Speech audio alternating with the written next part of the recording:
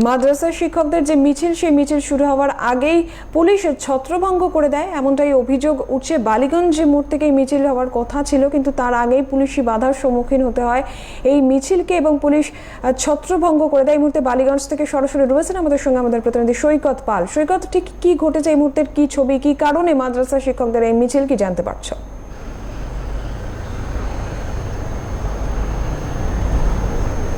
দেখো, বালিগঞ্জ ভারত সেবাশ্রমের সামনে মাদ্রাসার শিক্ষকরা জড়ো হয়েছিলেন। তাদের দাবি ছিল মুখ্যমন্ত্রী যে 10,000 মাদ্রাসাকে অনুমোদন দেবেন বলেছিলেন, সেই অনুমোদন এখনো পর্যন্ত আসেনি, যার ফলেই কিন্তু এই অনুমোদনহীন মাদ্রাসার শিক্ষকরা তারা তাদের শিক্ষা প্রতিষ্ঠান বা মাদ্রাসার অনুমোদন পাওয়ার দায়িত্বে এবং তাদের চাকরির স্থায়িত্বের দাবিতে এখানে জড়ো হয়েছিলেন। এখান থেকে এই বালিগঞ্জ থেকে হাজরা অবধি তাদের দাবি নিয়ে মিছিল করে যাওয়ার একটা পরিকল্পনা ছিল, কিন্তু তার আগেই গড়িয়াহাট থানার পুলিশ এবং এসিডি ডিভিশনের একটা বিশাল পুলিশ বাহিনী তারা এখানে আসে এবং বলতে গেলে এই মাদ্রাসা শিক্ষক আন্দোলনের যিনি নেতা মহিদুল ইসলাম, তাকে রীতিমতো তাকে ধস্তাধস্তি করে তাকে টেনে হিঁচড়ে তাকে তোলা হয় এবং প্রায় 3 থেকে 4টি গাড়ি এই মুহূর্তে যারা আন্দোলনরত মাদ্রাসা শিক্ষক তাদেরকে সঙ্গে নিয়ে লালবাজারে চলে গেছে, তাদেরকে গ্রেপ্তার করা হয়েছে।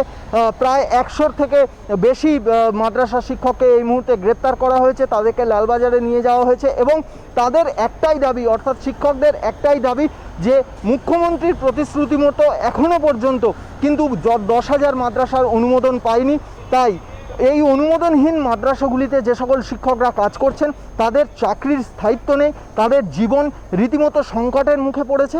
এই মাদ্রাসার অনুমোদন এবং তাদের চাকরির স্থায়িত্বের দাবিতে তাদের এই আন্দোলন ছিল, কিন্তু মিছিল শুরু হবার আগেই গড়িয়াহাট থানার পুলিশ এবং এসিডি ডিভিশনের বিশাল পুলিশ বাহিনী এই বালিগঞ্জ ভারত সেবাশ্রম সংঘের সামনে থেকে তাদেরকে গ্রেপ্তার করে এবং এই মুহূর্তে পুলিশ আরও এই সংলগ্ন এলাকায় রয়েছে।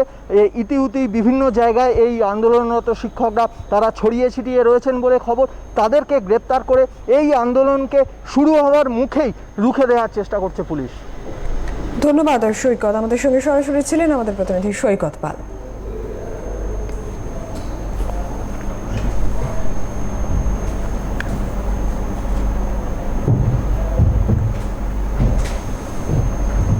আর কিছুক্ষণের মধ্যেই হেস্টিংসে বিজেপির সাংগঠনিক বৈঠক রয়েছে। তার আগে 2021কে পাখের চক্করে এগোতে চাইছে বিজেপি এবং এই প্রসঙ্গে কি মন্তব্য করলেন বিজেপির রাজ্য সভাপতি, আমরা একবার শুনবো।